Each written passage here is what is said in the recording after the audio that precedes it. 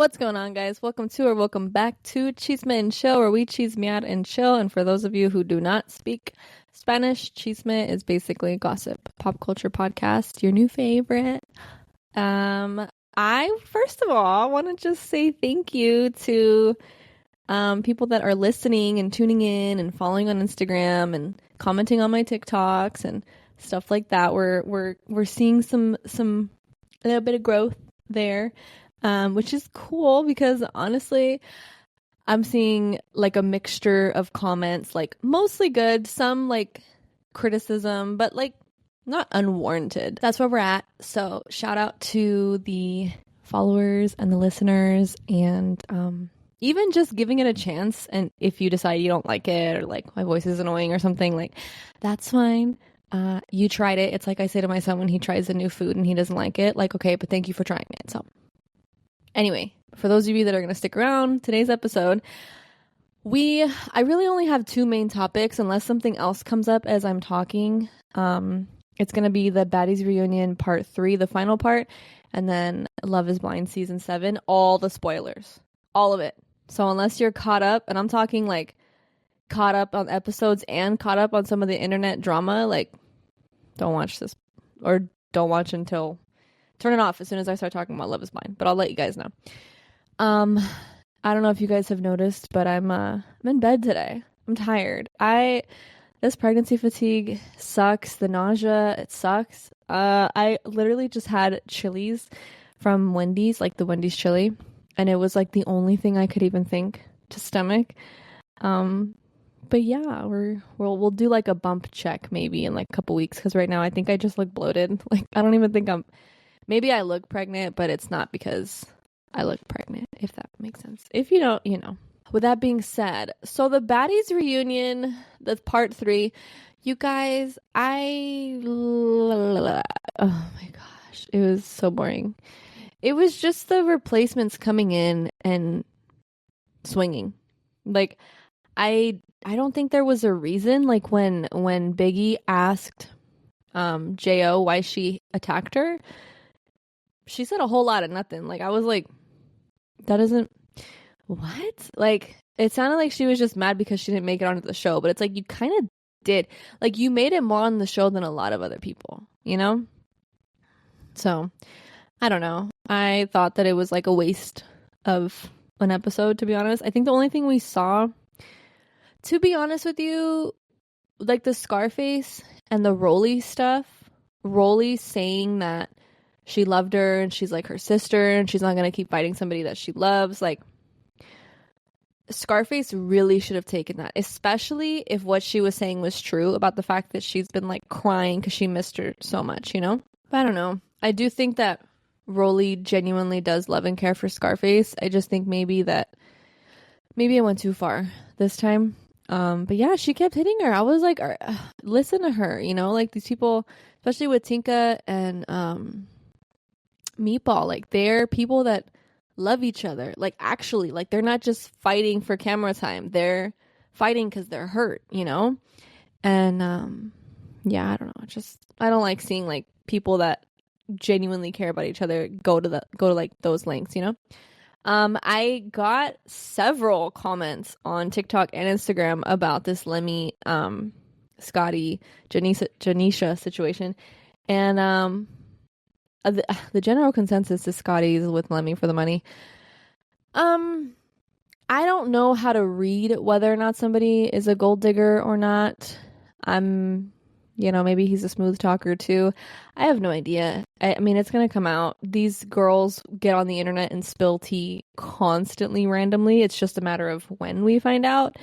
I still like Scotty, regardless if she's in it for the money. I don't know. I just like her. Maybe it's because like I feel bad for her because Natalie bullies the fuck out of her, but like I like Scotty. But yeah, what else happened in nothing. Like it just was like I was watching it and I'm like, this is so lame. Why do and honestly, I wouldn't have watched it if it wasn't for this podcast. I'm not kidding. Like I would have just totally skipped it.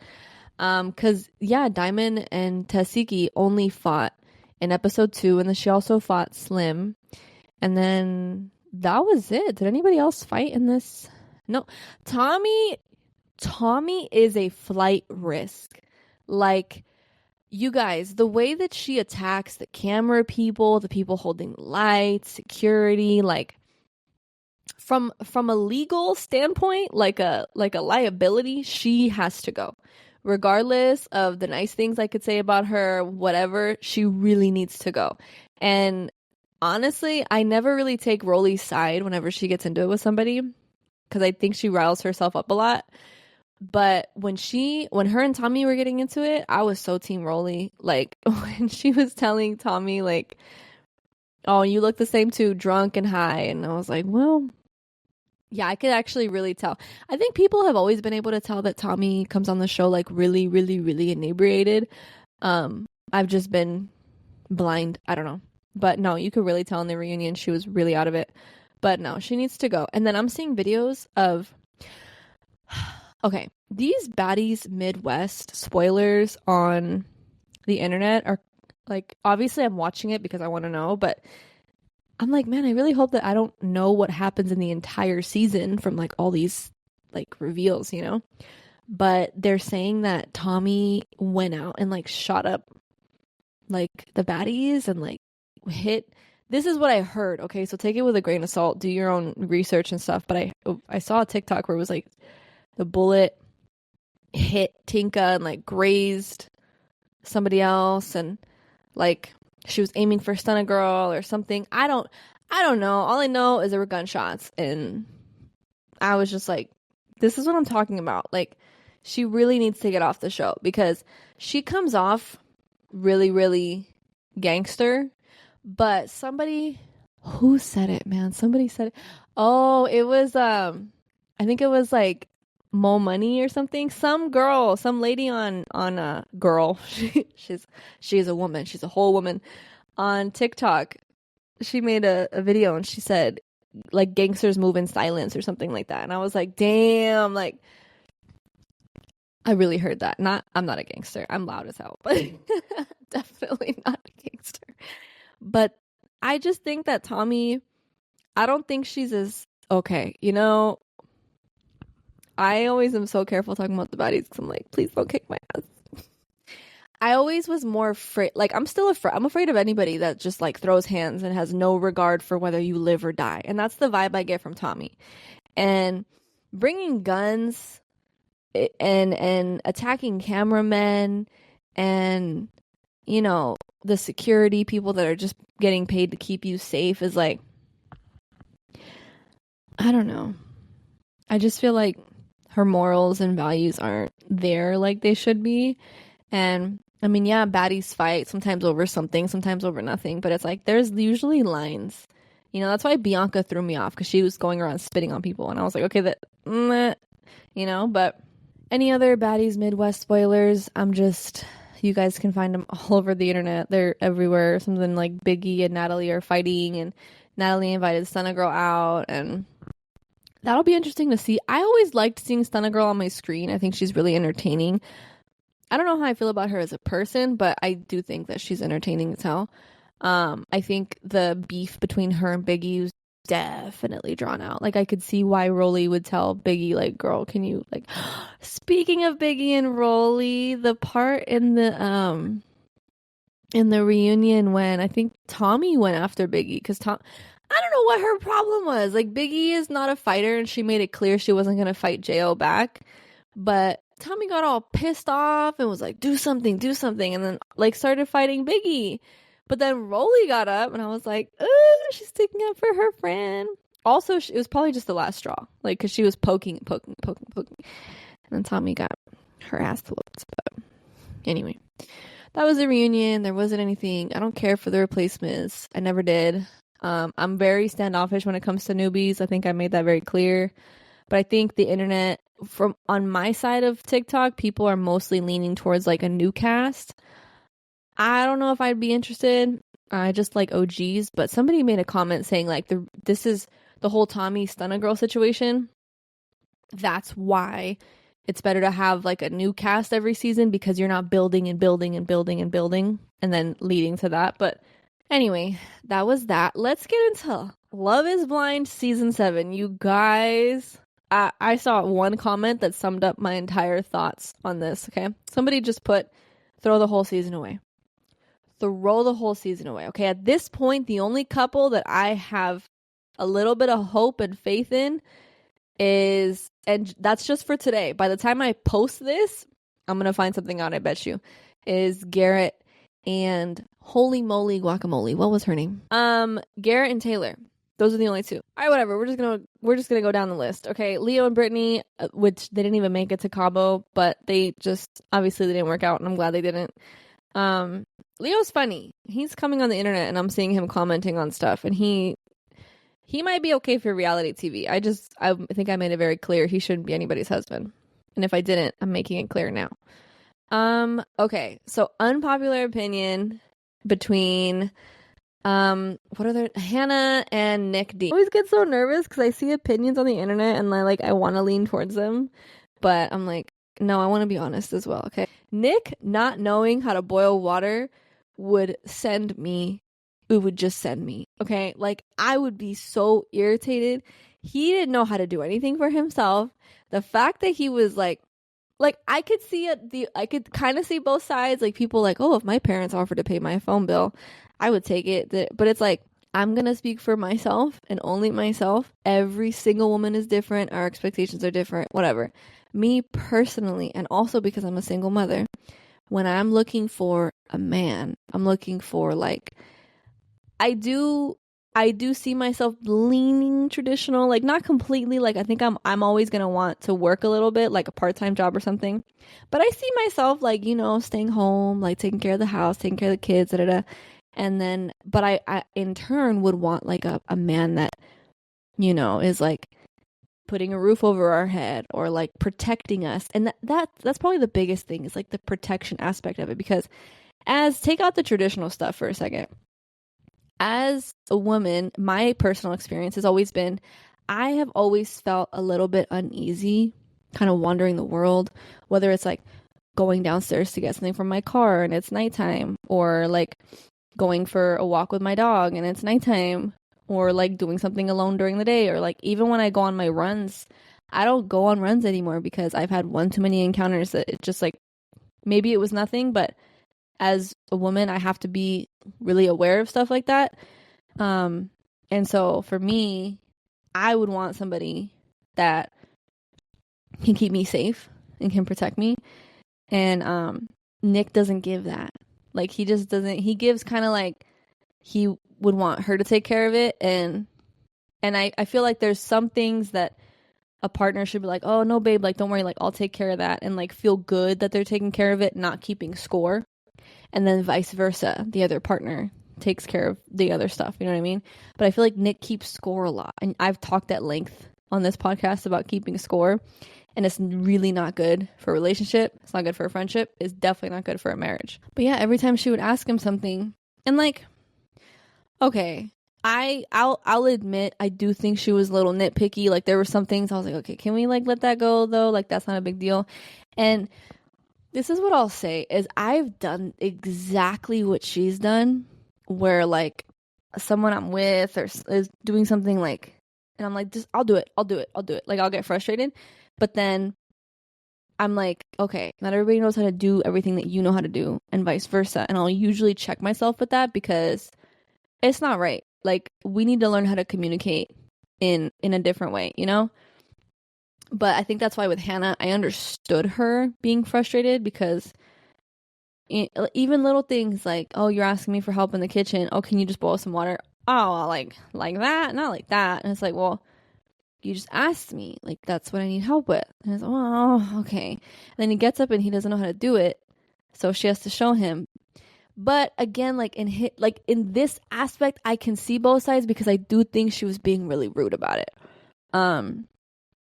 But yeah, I'm not when it comes to them two, I'm taking neither side, because what a pain in the ass that as a grown woman, you have to teach a 28-year-old guy how to do every little thing. And I think that's another reality check for me as a mother to a boy, because I'm like, okay, if I keep doing everything I do for him, like keeping him in a bubble and being a helicopter mom, he's going to be like Nick. So I really need to like check myself with stuff like that, you know, because I think sometimes it comes from the home, you know? But on you know, on Nick's side, like, you don't have to be so rude. Like, I don't know how to do this. Can you just show me? And then the next time I do it, I'll know how to do it. You know what I mean? But I take neither side when it comes to both of them. I'm not a Hannah hater, though. I think the internet is leaning towards being a Hannah hater. I'm not a Hannah hater. I understand her frustration. Be nicer, but I get it. As far as I'm gonna go with my predictions on them too, because I haven't seen anything on the internet of them, like a spoiler from season 7, as far as if they're still together or not. I'm gonna go on a whim. Actually, wait, didn't they break up this last episode? They did. Wait. Okay. I need to be better about sitting and paying attention because I'm literally reporting on the episodes. I think they broke up this last episode, so they didn't make it. And that's fine. Honestly, I think Hannah needs to learn how to communicate healthier for sure. And he just needs to grow up. He needs to grow up. Or find someone that's gonna like be his mom. I don't know. Okay, Taylor and Garrett. I mean, the whole ex thing, this was my thing, okay? He is wrong, dead wrong, for honestly even liking the message, let alone responding. And she was very upset. And in that moment, he had apologized to her. And the only thing I was like begging for at the screen was like, take some space. Because I think she was really upset and she just needed to deal with her feelings. And at that point, it's like once you apologize, I think at that point, it's like you're beating a dead horse. The other person apologized. You take your space if you need to and come back and figure out what you're going to do, you know? But that was really the only drama with them two. I don't see anything about them on the internet as of now. Let's get into... I'm trying to look at like the least convoluted couple. So I could do like least to most. We can get... Oh, they were bad. Like, we can get into Marissa and Ramses. Okay, Ramses. How do they say his name? Anyway, Marissa and Ramses. Hopefully I'm saying it right. These two, you know, I will tell you, they are the second. They are third place in who surprised me the most that wasn't going to work. And I'll tell you what bothered me the most was probably when Ramses was expressing his frustration with Marissa because she wasn't putting out. According to her, she was sick.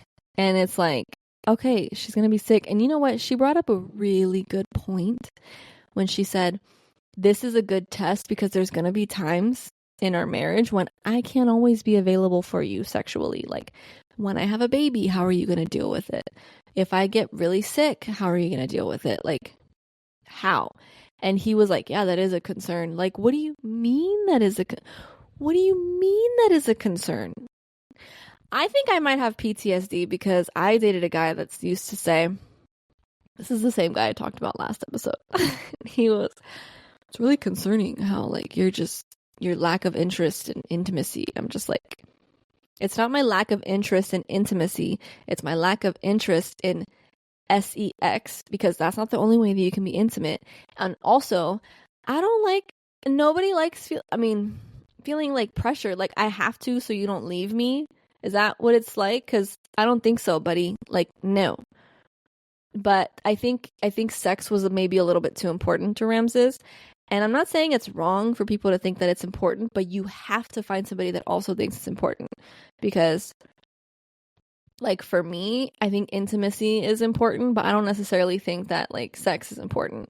And if I were to be with somebody that's, like, a bunny rabbit, it wouldn't work. It just wouldn't work because I would feel pressured and then he'd be miserable or he would cheat. Like, you gotta find, like, the similar values. And I think that was a sour point on top of the whole military conversation they were having, because for him to say he's anti-military knowing her history is a slap in the face.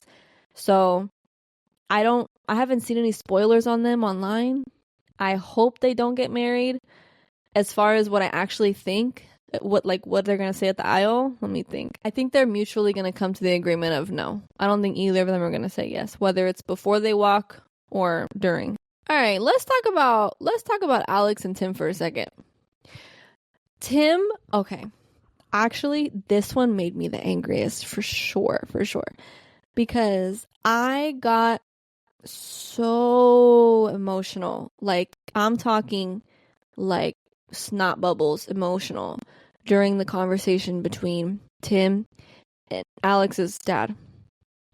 You guys, I don't have a father, okay? So there's another reason why it was so like important to me and to any viewer, honestly, watching such a heartfelt conversation between two men that seemingly loved and cared about Alex. Obviously her father does, but the fact that he wrote this letter to her father in the pods, read it to him, and it just seems so genuine.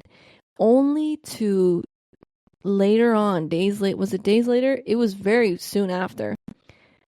Throw it in her face that he like cooked this meal and then just be like, I'm done. We're breaking up. I'm done. And the craziest thing about that is I think we can all agree he was done with her when they had that fight prior to him talking to the dad. And I mean, you guys know that fight. I don't know. He's saying, you kept interrupting me, like he was just zoning out. And when she apologized to him, it was like too late. Like you could see it in his face. He was just over this girl. So the fact that I think in that moment, I'm not kidding, he was done with her. He was done. I don't know what got into him to make him think it was a good idea to meet her family and talk to her dad like that when he knew, I am convinced he knew it wasn't going to work with her. I'm convinced he knew before and during the conversation he had with her dad. That pissed me off. So I don't even know if I've ever been that pissed while watching Love is Blind, because now you're playing with her dad's feelings and you saw he was like really upset.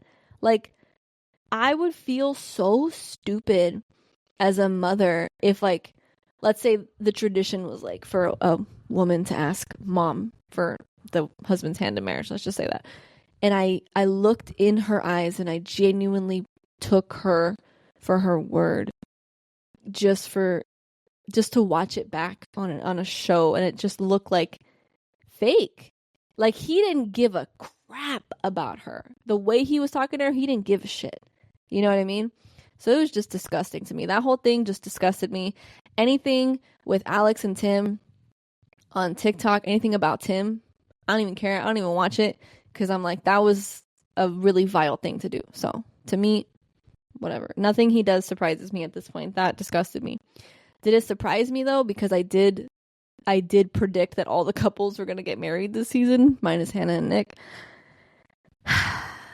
It did, for sure. But hey, you know what? Like I said, throw the whole damn season away at this point. All right, we got two more couples.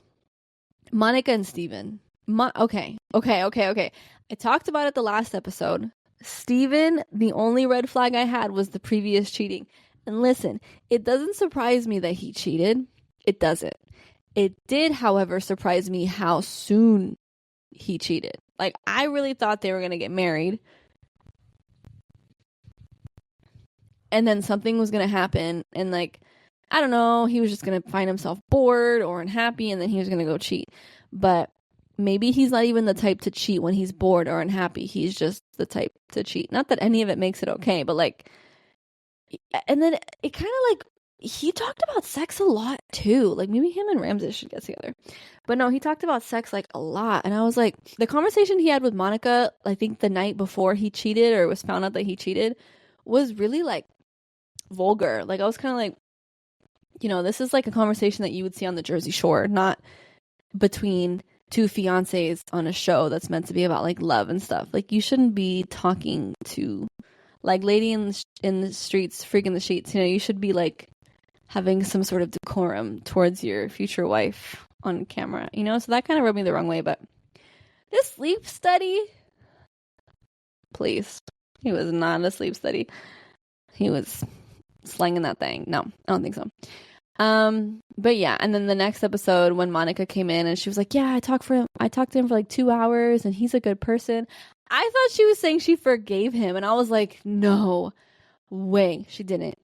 She's like, no, absolutely not. We're not together. I just think that we're going to move forward on good terms, which hopefully not friends, but like just good terms, you know, like cordial. Like if I see you in the grocery store, I'll say hi, but that's it.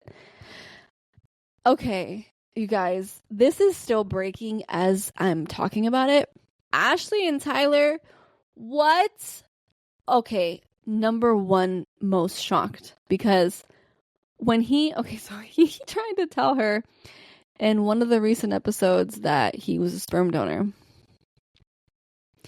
And come to find out, it's like true, technically, but like he's kind of omitting a lot of really important information. Like one of the things I saw is he claimed that he had never seen the kids and the kids had never seen him, when there have now been photos released of him with said kids. Yeah, so I guess the mother to the children just released a video kind of exposing it and saying like that's not the full truth. He did donate his sperm to help me and my ex-wife. Even if who he is on screen is who he is, this whole, like, if you lied about this, what else are you capable of lying about? On top of that, if he does have a good relationship with the kids, regardless of the relationship with the kid's mother, what were your intentions? Were you planning on abandoning the kids for this new woman in your life? Because that's vile. Or were you planning on, like, breaking the news to her after the contracts, like the marriage contracts were signed? Because that's also pretty vile. Like, either way it goes, those are terrible things to do. And if he can hide that from you so early on in the honeymoon stage and da-da-da, like, that's something you tell somebody in the pods. Listen, they all surprised me. Ashley and Tyler shocked me the most. Marissa and Ramses, they shocked me because I did think that he came across as really emotionally intelligent and like just almost too smart for his own good, but I think he weaponizes that a lot, and it's just kind of like, eh. And also, I think he could be good for somebody. I just think, you know, I think somebody obviously that thinks sex is important as he does. And a part of me has like a weird theory that maybe he plays good for the cameras. Maybe only because he said something that was a little bit like, the person of his character I would think wouldn't say something like that. And that was when he was like, you know, suggesting to her to be on birth control because he wants sex to be enjoyable for him. So he doesn't have to wear a condom. Like, do you understand okay, so sex will be enjoyable for you. Cool. You don't have to wear condoms, but life will not be as enjoyable to her because birth control takes a toll. And the older you are, like, it's not cute. Hannah and Nick, you know, I think they both have some growing up to do. I already said that. They didn't surprise me not working out. Alex and Tim, it did surprise me, but it also didn't, because you have to see how people deal with conflict before you can see if they're going to work out or not. And Tim does not want to deal with anything, period. He doesn't want conflict. He wants a yes, sir, no, sir. Actually, no, not no, sir. Yes, sir type of woman. That's it. Easy peasy lemon squeezy. She doesn't get mad about anything ever. Good luck with that. Monica and Steven. Monica, beautiful, amazing woman. She's going to find somebody. Steven, get it together. Taylor and Garrett, I think there might be the only ones that actually worked out this season. And then that's for now, because who knows what we're going to find out. Throw the whole season away. I'm with the people. I actually do have something serious to talk to you guys about today. Give me a second. We're going to get real serious right now. I know we just talked a lot about reality TV, but we're going to get into something that I touch on frequently in this podcast, and I will continue to touch on because it's continually an issue. So I'm going to read you guys this article on ABC News where we have another situation in regard to a black person and a cop.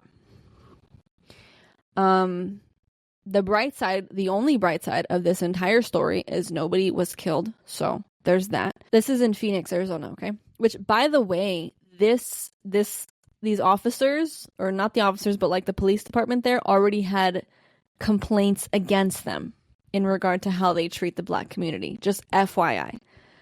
So officers said that they were investigating an assault at the nearby Circle K, and McAlpin fit the description of the suspect given by a bystander. However, the original description of the suspect was for a white man who had been creating a disturbance in the store. They had also claimed that McAlpin became combative and tried to run when they approached him. There's videos, okay? There's body cam footage, and there's also surveillance footage of outside of, so this is what happened, okay? So it looked like on the footage, I'm actually gonna watch it right now.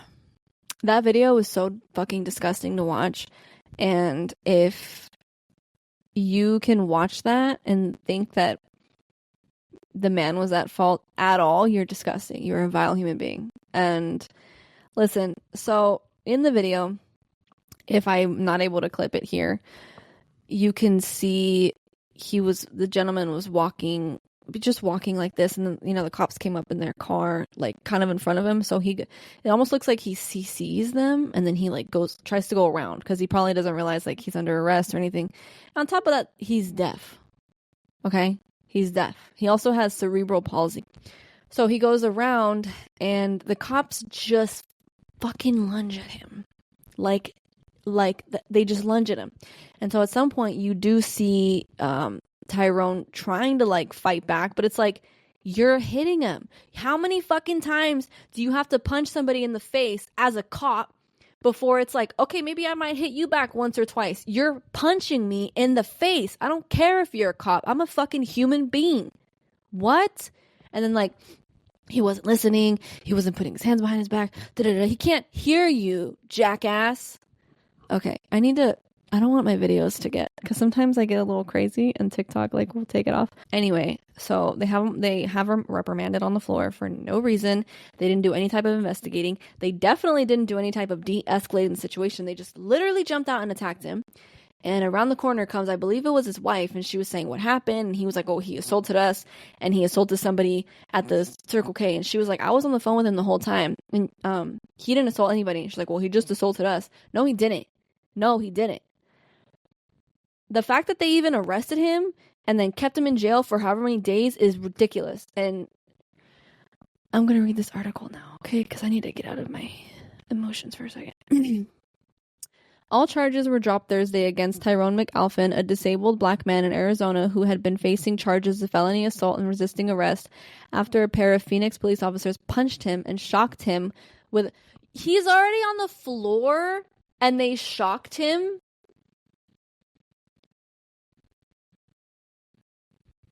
They just don't like Black people. Or it's the only race they feel entitled because they're the race that they've been able to get away with stuff like this for the longest time. Either way, it's disgusting. And there was no reason for this shit at all. Can you guys imagine? First of all, I don't live in Phoenix, Arizona. But even if I did, and somebody were to call and point at me as I'm walking down the street, be like, oh, she punched me, and I'm just walking, minding my business. You guys really think a cop's gonna come up and tackle me? One, I'm a female, and two, I'm white passing. That's not happening to me, which is fucked up. It shouldn't be happening to anybody, like, at all. At the end of the day, it's like, I don't care. It blows my mind that we've had such an issue for so long with racism in this country, and it's still an issue, because even though body cam footage has been like implemented, it didn't work right away, because look, we still have shit like this. And I have a question. My question is, if it didn't make it to the news, would the cops actually, what happened to these cops? Hold on, let me keep reading. If anything even happened to these cops. Okay. Officers say, I already read that. McAlpin's lawyer said the video shows otherwise. Yeah, otherwise of him being combative. In the video, police are seen pulling up to McAlpin and ordering him down to the ground. He doesn't appear to immediately comply. The video then shows the officers punching him 10 times in the head, shocking him with a stun gun 4 times. A union for the department's officers argue that people should know what to do if a police car comes up and uniformed cops approach.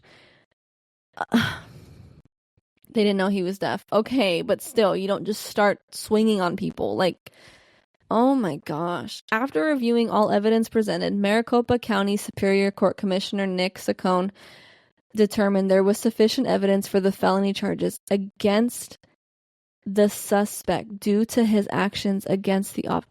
Are you suggested people avoid making judgments about the incident until all the evidence was reviewed? How about the video was reviewed? And how about this is my judgment? I saw the video. That's my evidence. I don't need to see shit else. I don't need to see anything else. On Thursday, Maricopa County Attorney Rachel Mitchell made an announcement that all charges against McAlpin had been dismissed. That's literally the least they could do. The least. I promised I would personally review the case, including a large volume of video recordings, police reports, and other materials that had been forwarded to my office, she said.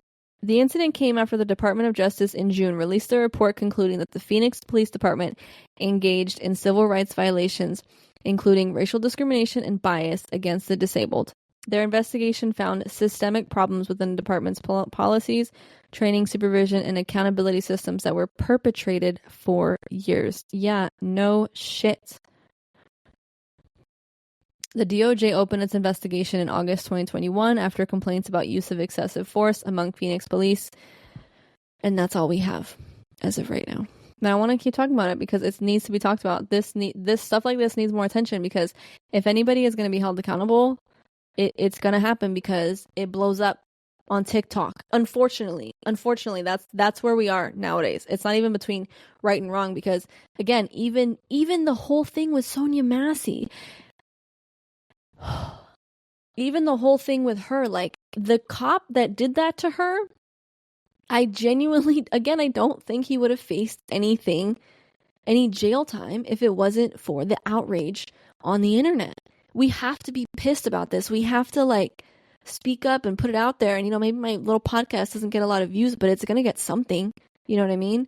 And, I don't know. I just want to make sure that we keep talking about it until it's not a problem anymore. And if I have to talk about it till I'm fucking 90 years old and blue in the face, and that's what it's going to be. Because that one was really bad. Sorry, guys. I don't mean to get that pissed off, but this type of stuff it's human beings dying for no reason. And it just happens to happen a lot in the Black community at the hands of people that are supposed to be keeping us safe. And that just gets me the most. I was going to talk about something else political that really gets me, but you know what? I'm going to leave it there. If this is something that's still really heavily on my mind next week, I'll touch on it for sure. But anyway, that concludes today's episode. Thank you guys for chismeando and chilling, even though that last bit obviously was not gossip. It was something that I think we really need to like spread awareness of. Yeah. I want the podcast to be like a fun place where we, talk our shit and stuff. But if I see stuff like that, I'm always gonna talk about it. So yeah, thanks for sticking around, and until next week, bye.